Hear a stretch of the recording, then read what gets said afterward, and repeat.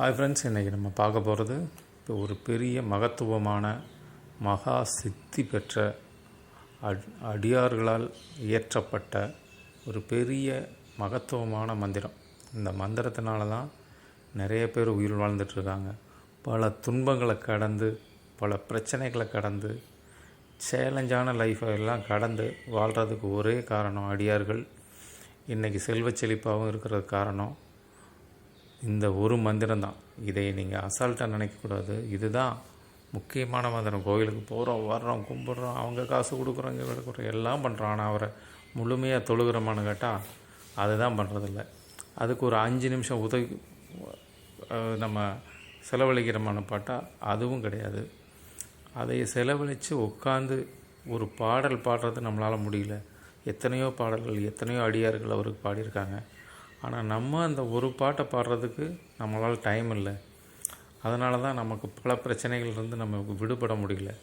அப்போ விடுபடணும், செல்வ செழிப்பாக வாழணும், நோய் இல்லாமல் வாழணும், நம்ம ஃபேமிலி நல்லா இருக்கணும், எல்லாம் நல்லா இருக்கணும், நம்ம ஃப்ரெண்ட்ஸு நல்லா இருக்கணும்னு நினச்சா நம்ம ஃபஸ்ட்டு உட்காந்து ஒரு மந்திரத்தை எழுதி, ஸ்கூலில் எப்படி படித்தோமோ, காலேஜில் எப்படி படித்தோமோ வாழ்க்கைக்காக, அதெல்லாம் படித்த நாம் முக்கியமான ஒன்றை படிக்காமல் விட்டுருக்குறோமேனு கவலைப்பட்டு அதை நினச்சி இந்த மந்திரத்தை உட்காந்து பேப்பர் எடுங்க, ஒரு பேனா விடுங்க, அமைதியாக உட்காருங்க, ஒவ்வொரு வரியாக எழுதி அதை பாருங்கள். நீங்கள் எழுதி பார்த்தா மட்டும்தான் மந்திரங்கள் மனப்பாடமாகும்.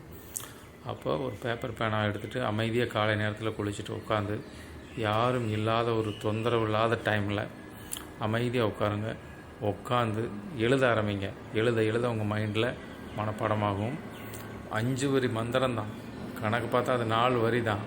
அந்த 4 வரியை நீங்கள் கொஞ்சம் சிரமப்படுத்தி படித்தீங்கன்னா நிச்சயம் உங்கள் வாழ்வு மாறும். உங்களுடைய நோய் நொடியிலிருந்து தப்புவீங்க, உங்கள் பிரச்சனையிலேருந்து தப்புவீங்க. ஐயன் சிவன் உங்களுக்காக பக்கத்திலே வந்து நிற்பார், உங்களுக்கு நல்வழிப்படுத்துவார். தீமையான வாழ்விலிருந்து நல்வாழ்வு கிடைக்கணும்னா ஒரே மந்திரம். என்ன மந்திரம் பார்த்துக்கோங்க. மாசில் வீணையும் மாலை மதியமும் வீசு தென்றலும் வீங்கள வேனிலும் மூசு கொண்டரை பொய்கையும் போன்றதே ஈசன் எந்தை இணையடி நிழலை. அதிலே உங்களுக்கு வீடியோஸ்லேயே போட்டிருக்கேன். இதையை நீங்கள் மைண்டில் வச்சு இதே மாதிரி பாடுங்க. அவர் சன்னிதானத்தில் நின்று பாடுங்க, அவர் வீட்டில் நின்று பாடுங்க. எங்கே நின்னாலும் உங்களுடைய பிரச்சனைகள் வரும்போது அதை சொல்லுங்கள். அப்போவே அந்த பிரச்சனை அங்கேருந்து பறந்து போகும். இது மத ரீதியானதில்லை, எல்லா மதத்திற்கு உண்டானது. ஒரே சக்தி தான் நமக்கு. அதை எப்படி வேணாலும் பார்க்கலாம். ஹிண்டுக்கு தான் அப்படிங்கிறது இல்லை. தேங்க்யூ.